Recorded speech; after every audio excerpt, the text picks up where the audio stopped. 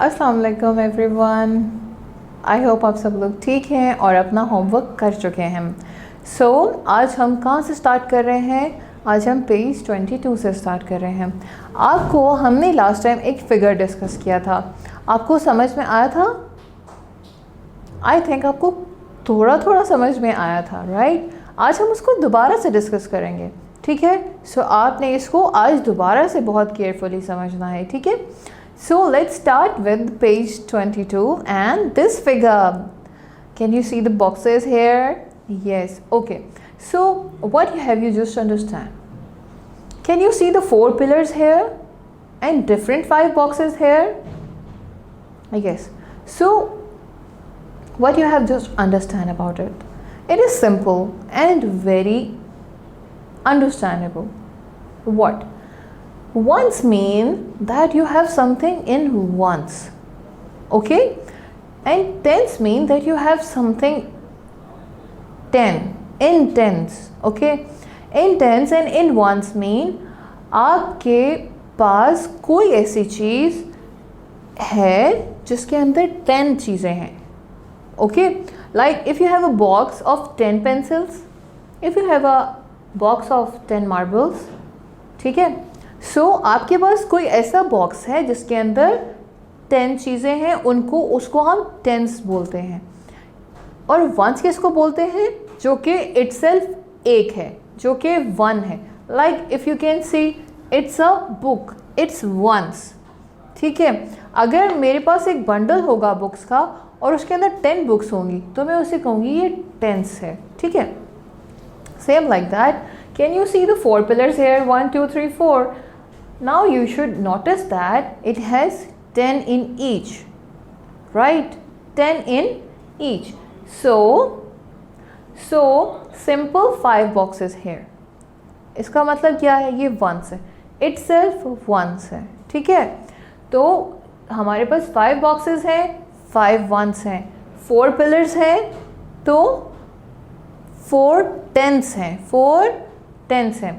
अगर हम इसको ब्रेक करते हैं और डिफरेंट उसमें चेंज करते हैं, यू कैन से इसकी पोजीशनिंग चेंज करते हैं, तो इसकी पोजीशनिंग चेंज हो जाएगी अगर हम इनको अलग-अलग कर देंगे, ठीक है ना? अगर आप दूसरी पिक्चर देखते हो उसमें क्या है? 3 पिलर्स हैं, राइट? और कितने बॉक्सेस हैं?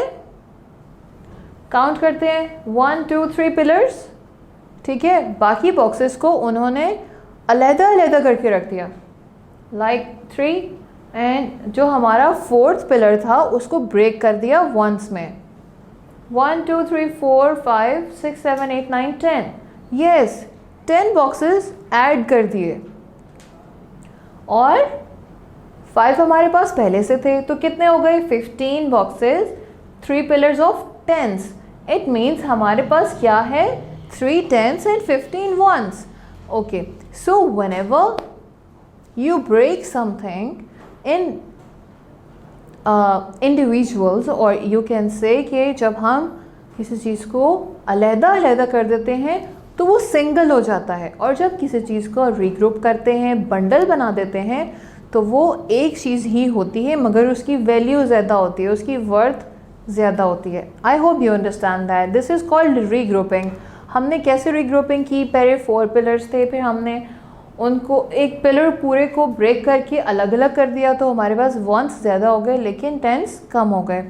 This is how it works, okay? I hope you understand that. So move to the next example, that is 375 minus 38।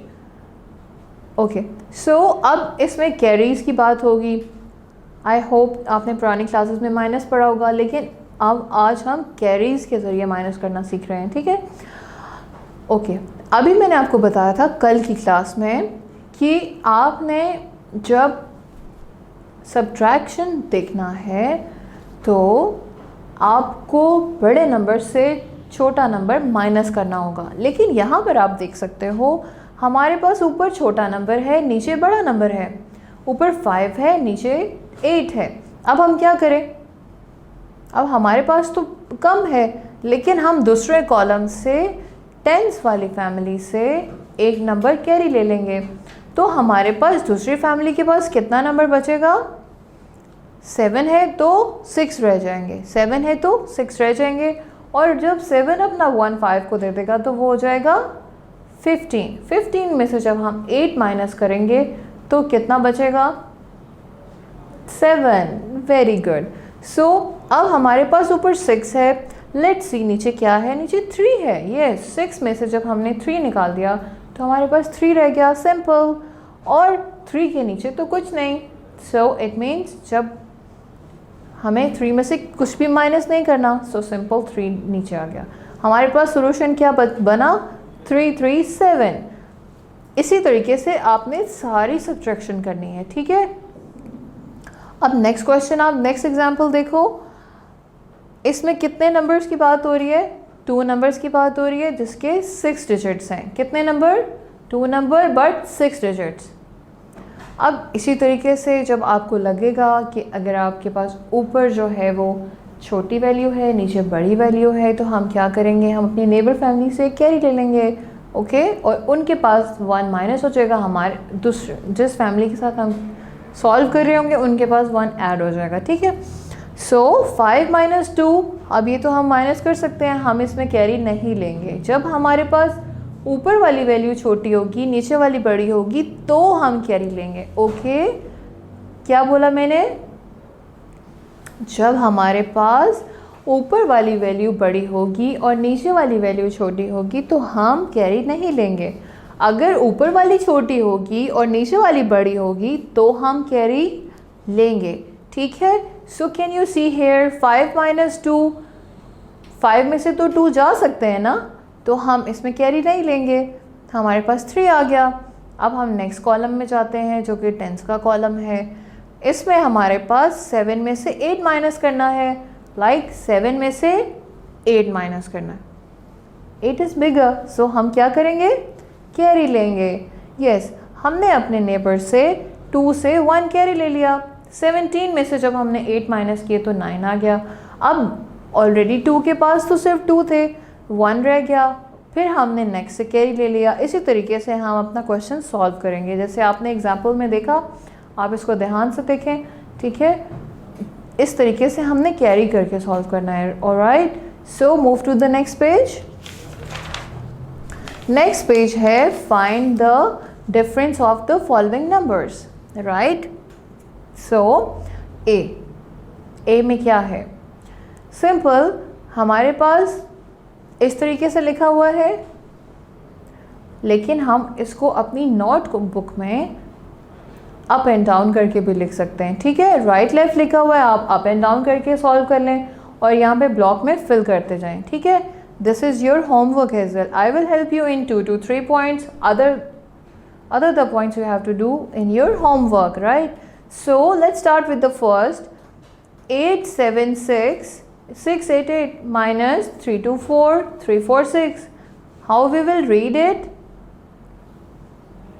Yes, जब हम इसको नंबर वैल्यूज़ में प्लेस वैल्यूज़ के साथ पढ़ेंगे तो ये आएगा 867,688 और 324,346।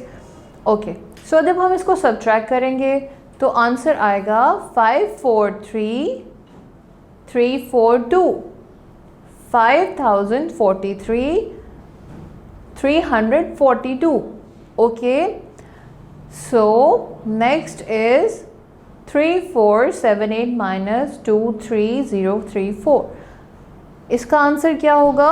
116,11644. क्या होगा? 11644, 11,644. सो इसी तरीके से आप पहले जो मैंने आपको आंसर्स फिल कराए हैं, आप इनको अपनी नोटबुक में चेक करें, क्या आपके वो आंसर्स आ रहे हैं अप एंड डाउन करके, ठीक है। ऊपर नीचे करके लिखें और देखें आपके आंसर सेम आ रहे हैं। और बाकी के जो 3 पार्ट्स रह गए हैं वो आपने खुद से करने हैं, ठीक है। और I will see you in the next class, और उस क्लास में मैं आपसे पूछूंगी कि क्या आपने इनको सॉल्व कर लिया है और आपके आंसर्स क्या आए थे, ठीक है। मेरी टीचर भी आपको कॉल करेंगी, वो भी आपसे पूछेंगी कि आपने क्या आंसर्स लिखे हैं। सो आपने मेरी टीचर की कॉल करने से पहले पहले अपने ये पेजेस सॉल्व करने हैं। This is your homework. So I will see you in the next class. तब तक के लिए अल्लाह हाफिज़।